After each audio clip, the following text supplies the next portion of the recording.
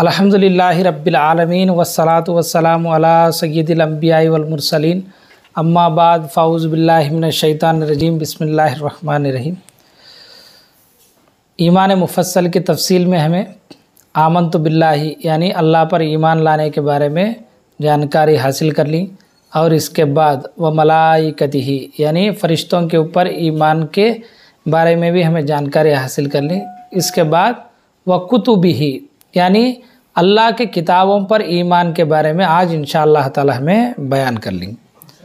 तो पहले देखो, अल्लाह ताला बहुत सी किताबें अपने पैगंबरों पर नाजिल किया है।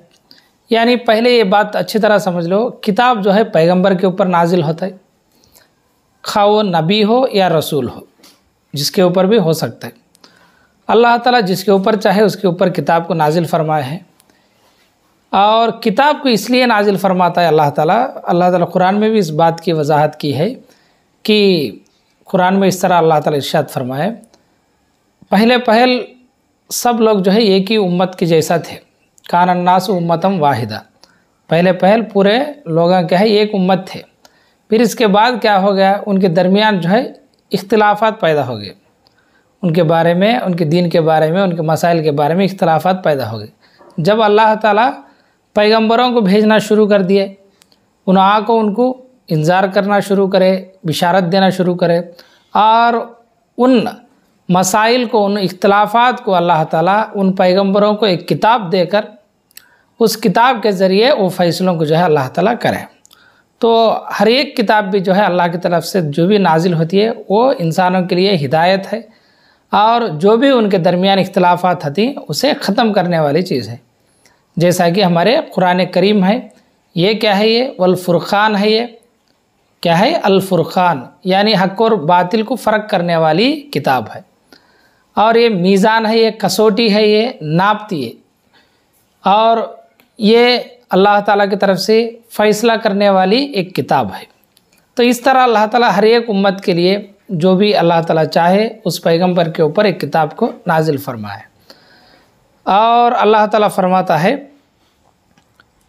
ताकि वो अपने उम्मतों को जो है अल्लाह ताला की बात को सही तरीके से पहुंचा सके, और उनके बाद भी जो है अल्लाह ताला की बातें पैगंबर के बाद भी उनके उम्मत में जो है रहने के वास्ते, हिदायत के वास्ते अल्लाह ताला किताब को नाजिल फरमाता है। जितने भी किताबें हमारे नबी मोहम्मद मुस्तफ़ा सल्लल्लाहु अलैहि वसल्लम के पहले नाजिल हुई वो सब के सब सच्ची और बरहक है, और सब अल्लाह ही का कलाम है, और उनकी तादाद सिर्फ़ अल्लाह ताला को मालूम। यानी कितने किताबें अब तक नाजिल हुई, इसकी शुमार, इसकी गिनती सिर्फ़ और सिर्फ अल्लाह ताला को मालूम, किसी को नहीं मालूम।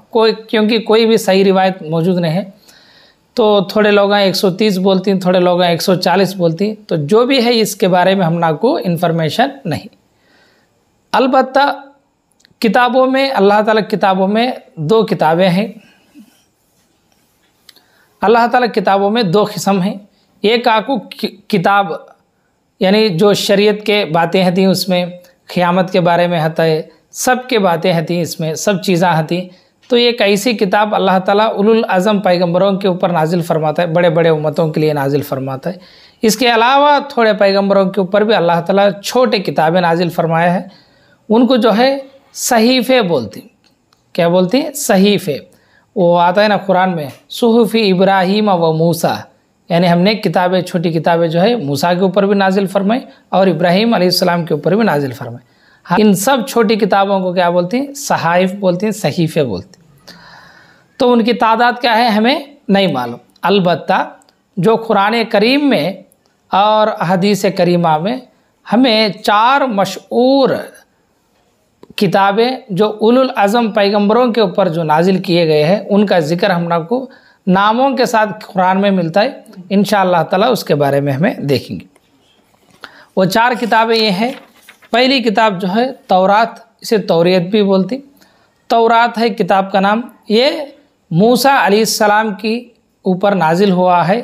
बनी इसराइल के लिए जो है ये पैगंबर आए थे मूसा अलैहिस्सलाम, जो फ़िरऔन से जो है बनी इसराइल को निजात दिलाने आए थे। तो उनके ऊपर नाजिल हुई सो किताब क्या है? तौरात।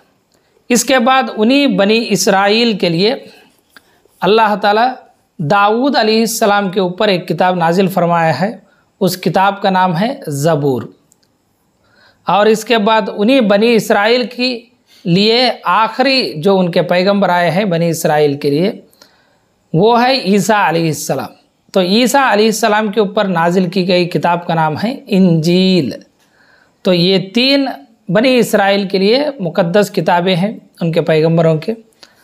और इसके बाद तमाम इंसानों के लिए क़यामत तक हिदायत के लिए, क़यामत तक मीज़ान बनाकर अल्लाह ताला क़यामत तक फ़ैसला करने के वास्ते, अल्लाह ताला क़यामत तक पूरी इंसानियत को जो है हिदायत पर लाने के वास्ते, और मोहम्मद मुस्तफ़ा सल्लल्लाहु ताला अलैहि वसल्लम आखिरी नबी है, इसलिए अल्लाह ताला आखिरी किताब को भेजा है। उस किताब का नाम क्या है? अल कुरानिल करीम, यानी कुरान। इस कुरान का माना यह है कि बार बार पढ़ी जाने वाली किताब, इसे कुरान बोलते। तो ये 4 मशहूर और मारूफ किताबें हैं, सबसे अफजल किताबें हैं ये। तो इसके ऊपर हमें ईमान लाना हमारे ऊपर फ़र्ज़ है।